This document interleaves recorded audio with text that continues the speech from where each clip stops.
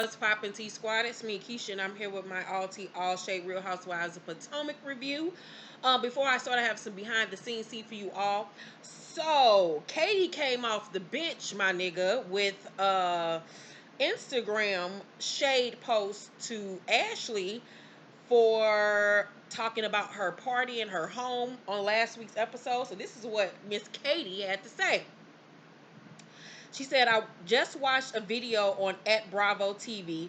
Guess it was one of the after show breakdowns on Real Housewives of Potomac. Anyway, Ashley Darby was sitting there, feet up, talking shit about my magnificent property, Sunny Hill Farm, a property, by the way, that I bought at 27 years old for $1 million with my own hard-earned modeling money, none of which involved banging an 80-year-old. I've kept my mouth shut about her, but honestly, how can a woman who grew up in squalor love it? Literally grew up on welfare and being kicked out of homes all her life, as Ashley Darby has said was her story. Think that her crown fits well enough to talk shit about me and mine. I'm all for people having a comeuppance, but don't front like you are something that you are not. The abusive digs at other women just to cover for sexual misbehavior from your husband, the nastiness, the running for cover using a pregnancy to shield yourself is not cool. Ill. People who know how vicious her mouth and behavior are know it's not cool. Watch your mouth, girl. Hashtag Katie Rock roast or rock roast or whatever. The Katie factor. Hashtag RHOP. Girl, about time Katie came to play, child. I've been waiting on you, bitch. That was cute, Miss Katie. Okay. Them wigs has been hiding some shade under them motherfuckers. So, on tonight's episode, Candiace and Miss Dorothy and their thick ass weaving wigs meet up to do a contract on how they will improve their selves individually. Her mom takes it pretty much as a joke the whole time they sitting down writing this stupid ass contract. All I could focus on is Miss Dorothy wig. You saw the ribbon up in her, them crispy, crunchy edges, like. And to think Candiace had a hair company. Child, no wonder she ain't saying nothing else about their hair company because it didn't sell worth a damn. Candiace also debuted a new confessional look because I got tired of seeing that side ponytail. Like, girl, if I had to see that side ponytail and that winged, that cut crease eyeliner, girl, I didn't know what I was gonna do with myself. But she debuted this, like blondish, reddish, ombre beachy wave bob and this cute little pink off the shoulder dress. The dress was really cute. I don't know how I feel about the wig per se, but I really loved her dress. Ashley debuted a new confessional look, and my God, oh my God, when she came on that screen with that Rick James wig, bitch, I almost fell out my bed when I was taking these notes. That was a no-no. I don't know who told her to put that wig on. Your real hair look better than that wig. It's obvious that she's pregnant in her confessionals, and it's obvious at that point of her pregnancy she was far into it because her face was really fat. It was not a good look at all. Like, who in her camp said, girl, that girl, get on camera. That's the one, bitch. She need to fire everybody. So Gizelle comes by the restaurant to see Ashley. Ashley tells her that she's going to meet with Michael so they could basically bang let her because she's ovulating. Gizelle says people have been asking her about Ashley, but she don't know what to tell, these so-called people that's been asking about her. She was basically like, tell them when I'm ready to talk about it, I'll talk about it. So Gizelle say, are you okay with the butt squeeze? And Ashley say, I can't get into it, but he wouldn't do that to someone he doesn't know. Giselle say, I just don't feel it's right for him to be putting his hands on a woman, a man, kids, whoever, when he's married to you. And Ashley say, it's not a big deal. Okay, Ashley, whatever. So we all know at this point, Ashley just ended to win at this point. I don't feel sorry for Ashley at all. So Monique goes to the doctor with Chris and her kids to see the baby to do a sonogram. Chris tells her that he's upset with her for saying she would drag Candiace while pregnant. She was like she got her ass handed to her when she got home for that bullshit and that she was wrong for even going and taking it that far while pregnant. Karen and Candiace show up, which I'm shocked by because I was like, y'all bitches just almost came to blows on last week's episode. Why is she at your sonogram? Like, what? So after the sonogram, Karen gets on Monique and Candiace for the way that they acted. And Monique says that after the fight, they text each other and made up. And Candiace says that the issues with her mom has left her trying to figure out how to be a wife and a daughter.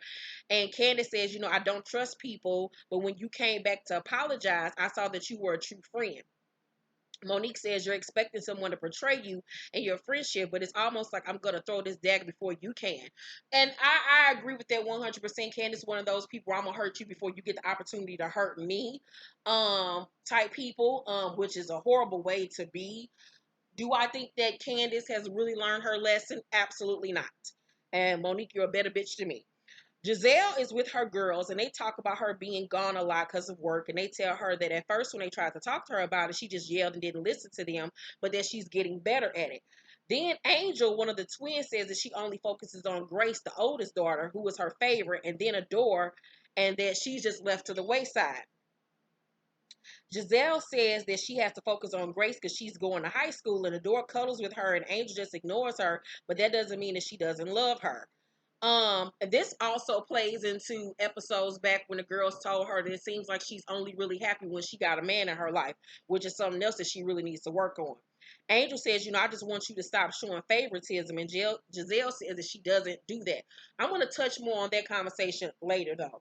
So Robyn tells her hairstylist that she didn't know she'd have to do an open house after she got done fixing this fixer-upper.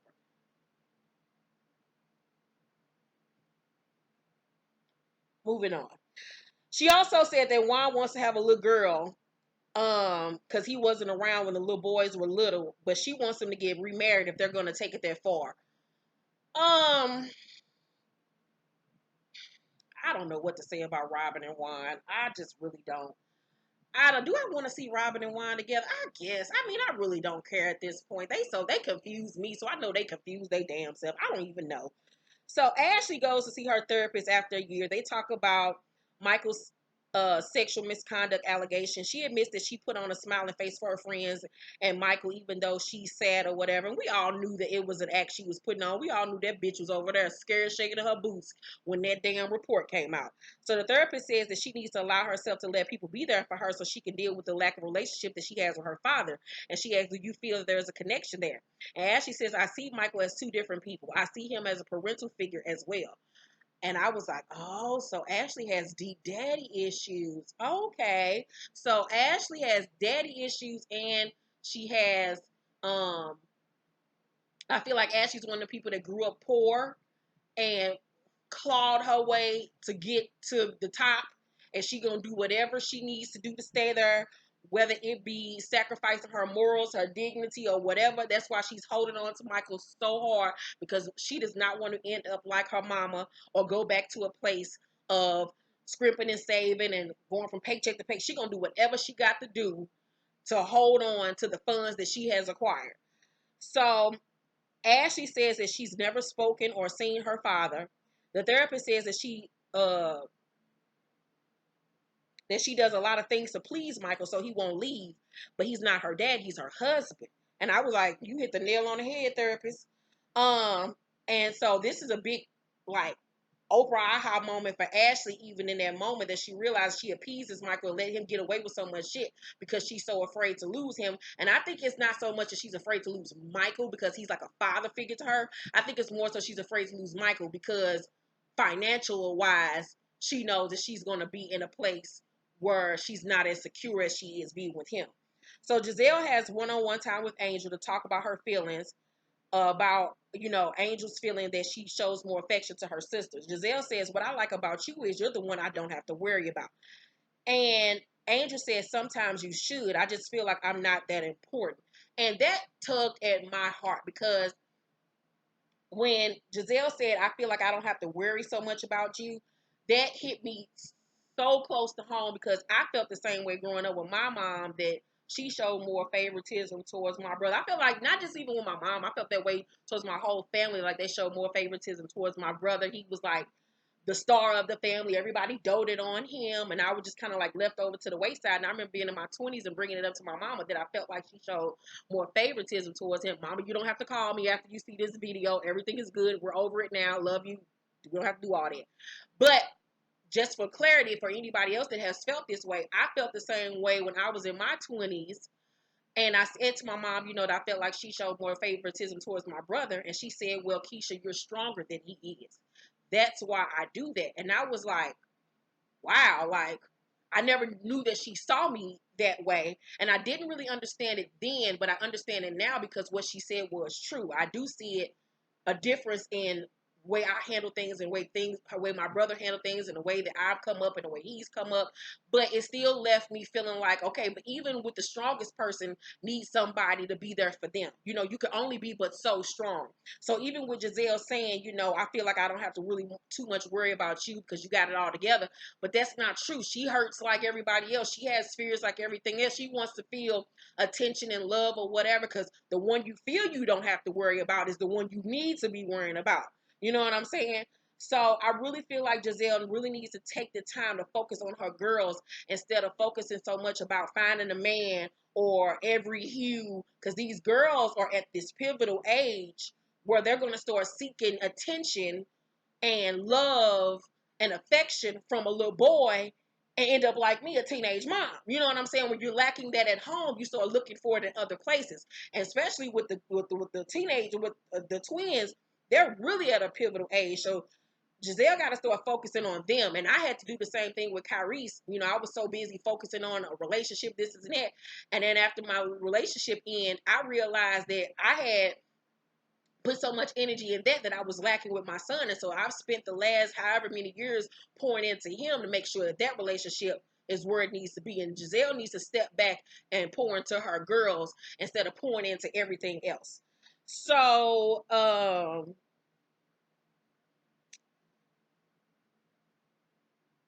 where was I at? Giselle says, you're a parent's dream, but I am going to do angel check-ins and they're going to start doing projects together on the new home, which I really hope she sticks to. Ashley goes to her mom's house and tells her mom that she wants to know about her dad. Her mom says that he said he wanted to have a baby with her, but then when she got here, he changed his mind and she just had to do what she had to do, which was the best for them was to leave.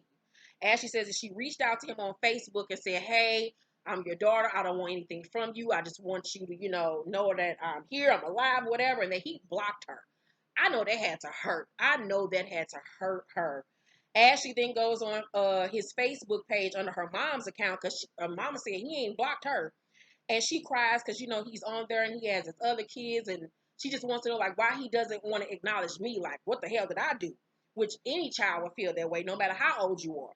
So she wants her father to acknowledge her. And she wants to go to Atlanta to find him. Her mom thinks it's a great idea, but Michael doesn't. I agree with Michael. I feel like she's just setting herself up for a world of hurt. Because if he didn't even want to acknowledge you on Facebook, well, how do you think he's going to treat you coming face to face? I think this is a recipe for disaster. I hope that it works out differently for her, but I don't see it happening. So Candiace, Brown, Dick, Chris, Monique, Chris, Karen, and Ray have dinner together. And in her confessional, Candiace admits that the fight she had with Chris was embarrassing. I'm so glad she refused that. Karen eats an oyster child and tells Ray to watch, and I threw up in my mouth. I was like, nobody needs to see that, ma'am. It was like the Wicked Witch of the West trying to turn on Benson. It was like, I didn't need to see that shit. So Ray tells Candiace, you really do sing well. I heard it's other people trying to sing, which was a shade at Ashley. I was like, come on, Ray, with the shade, with your old ass. So Mo said, speaking of non-singers, I spoke to Ashley and she said things are really good. That was shady as fuck, Monique. You ain't shit. So, that was shady as fuck, Monique. You ain't shit, bitch. So they discussed the incident happening at the Rainbow Party inside her basement. And they discussed the Rainbow. They discussed that what happened with Michael and the alleged ass grab happened in her basement at the Rainbow Party.